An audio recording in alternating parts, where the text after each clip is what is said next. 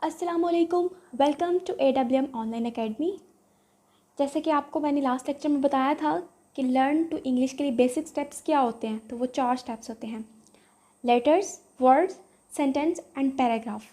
Last time आपको letters और words के बारे में डिटेल में बता दिया गया था। आज हम पढ़ेंगे सेंटेंस के बारे में। जब भी हम कोई बात करते हैं तो ये जुमलों की सूरत में करते हैं। जुमले जो होते हैं वो वर्ड से मिलकर बनते हैं, और जब हम वर्ड्स को पूरी एक सीक्वेंस के साथ लिखते हैं या बोलते हैं तो जुमला बनता है। और आज हम सीखेंगे कि ये जो लफ्ज़ होते हैं ये जुमलों की सूरत में कैसे इनको लिखा जाता है, कैसे बोला जाता है। So let's start.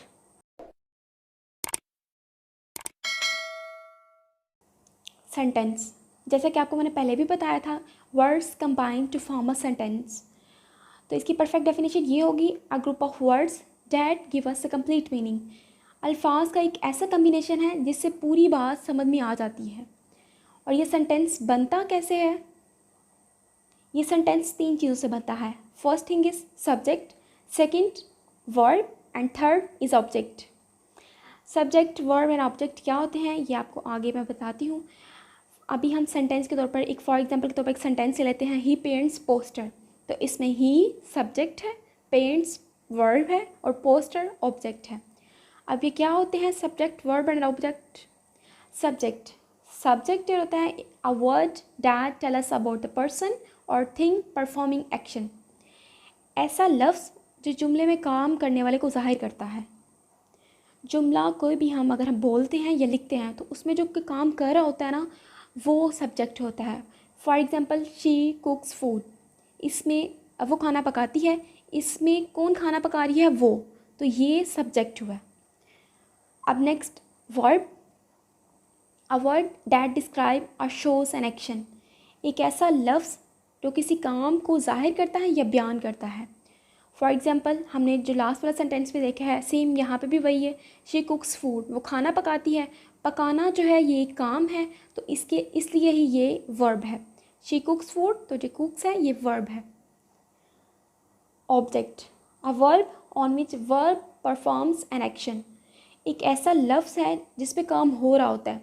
जुमला अगर हमको बोलते हैं तो उस जुमले में एक ऐसा लफ्ज़ जिसके बारे में, जिसके ऊपर ये काम हो रहा होता है ना, वो होता है ऑब्जेक्ट। शी कुक्स फूड, वो खाना पकाती है। अब वो क्या पकाती है? वो खाना पकाती है, तो ये जो खाना है ये हमारा ऑब्जेक्ट है। शी कुक्स फूड, तो फूड ऑब्जेक्ट हो गया।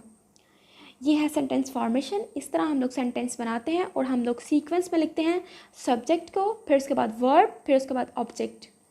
कुछ प्रैक्टिस के लिए सेंटेंसेस हैं, लाइक वो हमेशा सच बोलता है। इसमें काम कौन कर रहा है? वो रहा है, ये सब्जेक्ट है। सच, ये ऑब्जेक्ट है। वो क्या बोलता है? वो सच बोलता है। और बोलता है, ये वर्ब है हमारा। तो हम इसको सीक्वेंस में लिखेंगे, पहले सब्जेक्ट आएगा, फिर उसके बाद वर्ब आएगा, फिर उसके बाद ऑब्जेक्ट आएगा। ही जो है वो के लिए हम वर्ड यूज़ करते हैं ही का, ठीक है? तो वो एज अ सब्जेक्ट आ गया, सबसे पहले वो आएगा। हमेशा, ऑलवेज, स्पीक्स, सच बोलना, ठीक है? तो ये हमारा वर्ब के तौर पर आएगा और वो सब्जेक्ट के बाद वर्ब आता है। अब बोलता क्या है? सच बोलता है, ये ऑब्जेक्ट है, तो ये हमारा सबसे एंड पे आएगा। सो ही ऑलवेज स्पीक्स ट्रूथ। ये हमारी पूरी सीक्वेंस हो गई। आज सख्त गर्मी थी, इट वॉज हार्ड टुडे। अब नेक्स्ट सेंटेंस है वो यूनिवर्सिटी जाता है।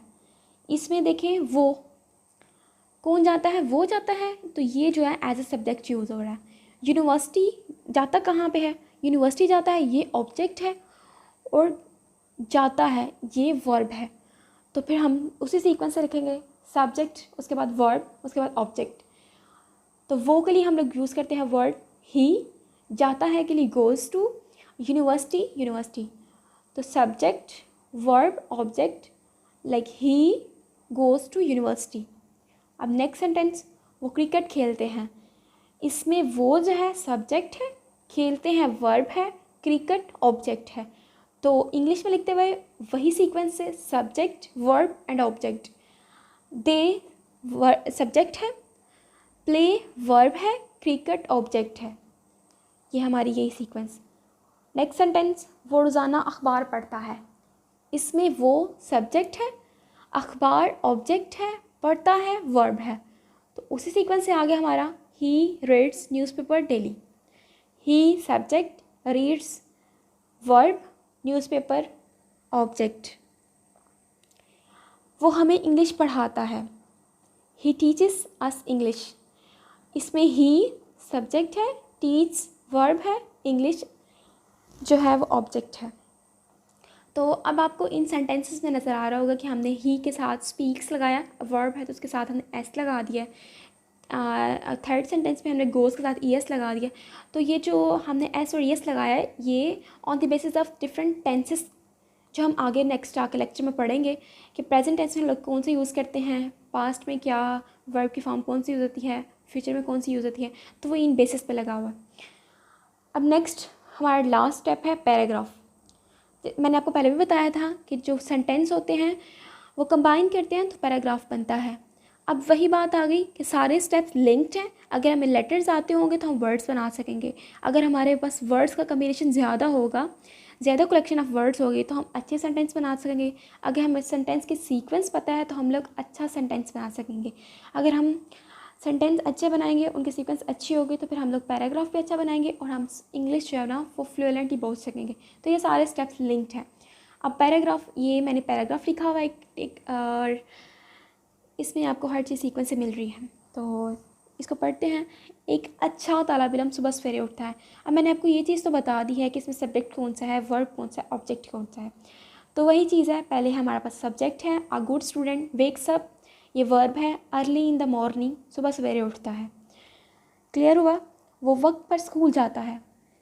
ही जो है वो सब्जेक्ट है, गोज़ टू वर्ब है, स्कूल ऑब्जेक्ट है। He goes to school at time. बाकी तालिब इल्म खेलते हैं। अदर स्टूडेंट्स प्ले, इसमें देखें अब अदर स्टूडेंट्स ये सब्जेक्ट है हमारे और प्ले जो है वो वर्ब है। बट ही वर्क्स, लेकिन वो काम करता है, लेकिन वो मेहनत करता है। He works hard. आगे सेंटेंस लिखा हुआ है वो वक्त पर अपना काम मुकम्मल करता है। तो इसमें हमारी इंग्लिश के लिए इंग्लिश टेंस होगा ना सेंटेंस, वो होगा he completes his work at time. He जो है वो सब्जेक्ट है, कंप्लीट्स वर्ब है, हिज वर्क ऑब्जेक्ट है, एट टाइम। तो ये पूरी वही सीक्वेंस आ गई, he completes his work at time. Next आता है वो अपना वक्त ज़ाया नहीं करता।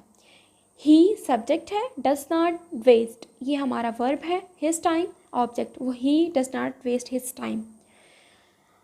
वो अपनी सेहत का ख्याल रखता है, he takes care of his health. He as a subject use हुआ है, टेक्स केयर वर्ब है, हेल्थ जो है वो ऑब्जेक्ट है, he takes care of his health. So I hope you will can easily understand it. और next lecture में आपको मैं टेंसेस के बारे में बताऊंगी। अगर आपको वीडियोस पसंद आई है तो प्लीज़ इस चैनल को सब्सक्राइब करें, लाइक करें और कमेंट करें और शेयर करें।